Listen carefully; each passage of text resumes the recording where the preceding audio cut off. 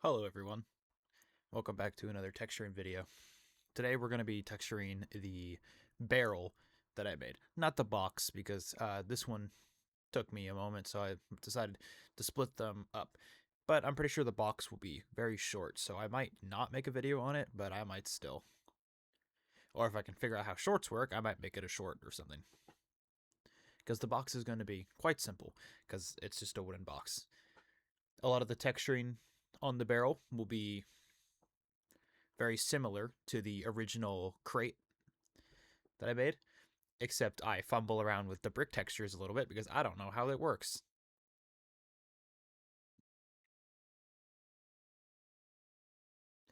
So it will be a lot of the same. I went for a more gentle orange, brownish, I think, this time. And I have a couple updates on what I want to do next. I think I'm going to be starting a small parter series. Sorry, it's like a model split into multiple parts because I'm gonna go for a more complicated model. I am either going to create a house, like a medieval house of some kind, or I'm going to create a character. Characters are notoriously harder to make because you have to do sculpting and the retropology and everything. I'm not too good at retropology, but I think Brawl's retropology turned out very well. Topology, retropology. Yeah. I start with the Voronoi texture in here and mess around with that along with the noise texture again to get the wooden feel that I like. I did end up texturing the entire length around the barrel this time, thinking that I'm just going to be maybe using them in many places. As for my next channel update, my summer classes are starting for my college. I am being an engineer and I'm majoring in mechanical aerospace engineering, so it will take up quite a bit of my time. But I'm going to try to maintain the mostly consistent upload schedule I've had because I do want to make animations a lot just as much as I want to make jet engines because I like engines. For this, I will try to maintain, and if I can't, I will make a community post. But once this gets more going, I am planning to open up a Patreon for donations, which will have various rewards, such as when I get better into this, just early access to animations and some exclusive events. Like I had this idea where possibly supporters could get cameos in future animations, which me and my friend came up with. We thought that'd be pretty fun. But for now, I'm not going to open up anything because there's nothing really to prove my worth so far. I have some models and some texturing to my name on my YouTube channel. That is nothing to be donating to right now. So that will come in far later down the line once I've proved my worth. Right now, I'm creating the mask, getting rid of the Voronoi and the noise texture from the bands of iron on the barrel.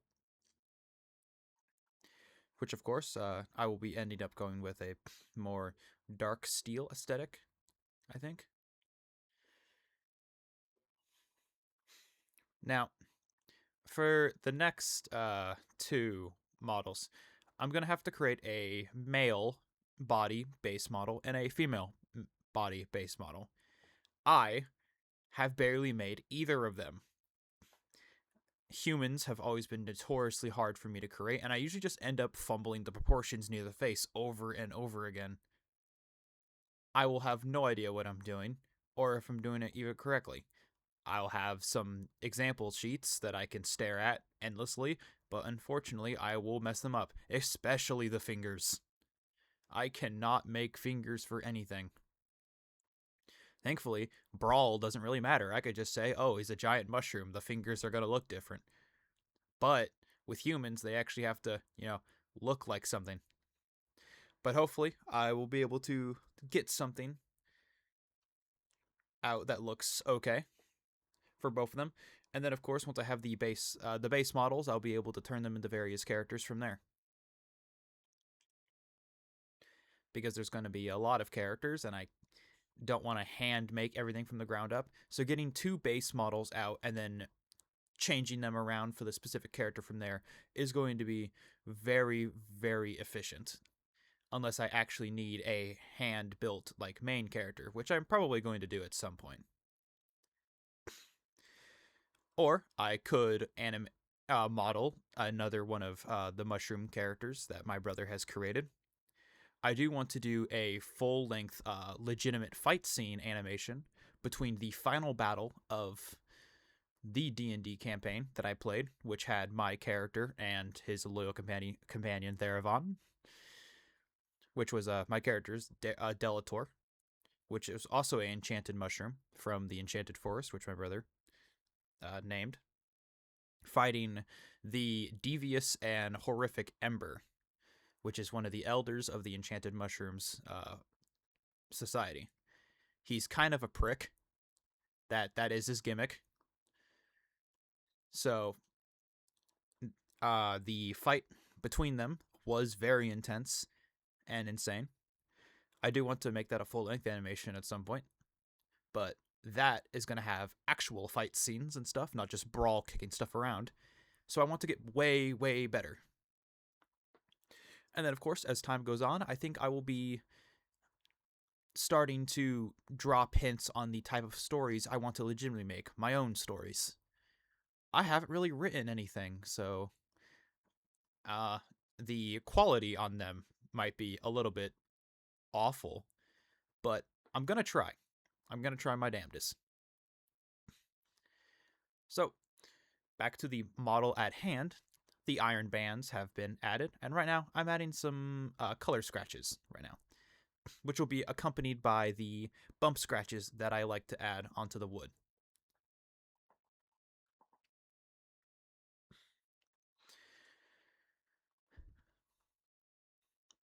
So I'm just adding the scratches with the pencil, getting the strokes, whether they're heavy or light, or just adding some detail here and there. Very, very nice once again. You can see that the kind of orange texture I was going for looks pretty good. Unlike the dark wooden texture of the box I made. But this time I wanted to do the reverse for the highlights, and I wanted to add like some sort of dark highlights. Now I'm going to try to shape up the wooden planks with the bump. I had no idea what this would look like, but it ended up looking pretty okay. You can see me just fumble around over and over again until I get the correct settings I want. I think it was a very good play doing this type of scratching, because I think it ended up looking okay. You could see it there. It kind of looks like planks were formed, or the wood were molded slightly. Now, the bump map did end up looking a little bit odd when I started doing it, because it's a cylinder, but I think it ended up looking great, so I still kept it.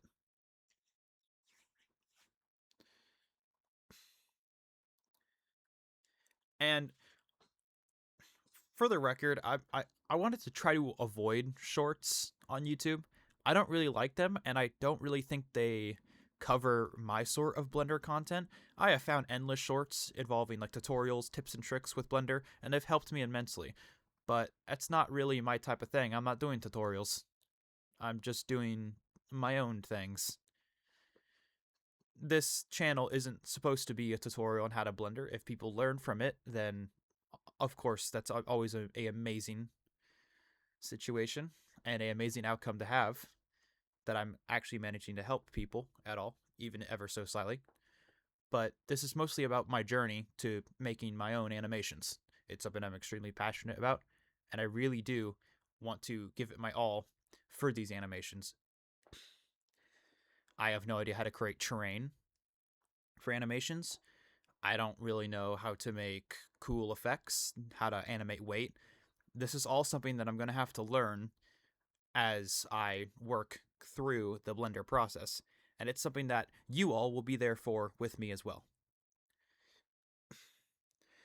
I want to start streaming at some point, one or another. I need to get better soundproofing in my room, and then I can probably start streaming and probably a better PC. For the streams as a whole, I wanted to do a very fun activity where I try to recreate game NPCs or models or bosses from memory.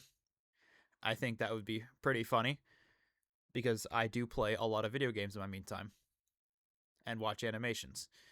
And honestly, making something like an Elden Ring boss or a Dark Souls boss or something from Borderlands just from memory sounds completely awful, and I want people to laugh at it with me. When I inevitably fumble so hard, and then I look at a picture and go, wow, that's not supposed to be there. And I just think that's one of the best things I could possibly do. But that will come later. Here, I am adding the highlights again. You can see the more darker highlights I have chosen here. And these end up looking honestly kind of amazing. Of course, there's some splotches that I see there, and I will be fixing them on my final go pass when I add the mask. Once again, Yuku Paint is one of the best things I have ever used, and the mask features and the layers is simply the best part of Yuku Paint, and I cannot understate how amazing this add-on is. If it's anything that you can pick up from this, it's get Yuku Paint. Even if you don't have a stylus, even if you don't really have the the knowledge to texture, just pick it up because I have barely been texturing for any time at all, and even then, these textures on the box and the barrel so far, they're coming out okay. And I'm definitely going to be going back and giving Brawl a facelift now because this is insane at how well that I can make these in such a short amount of time. The layers are such an amazing feature. But that's all I got for today. I want to thank you all for stopping by, and I hope you all have a wonderful day.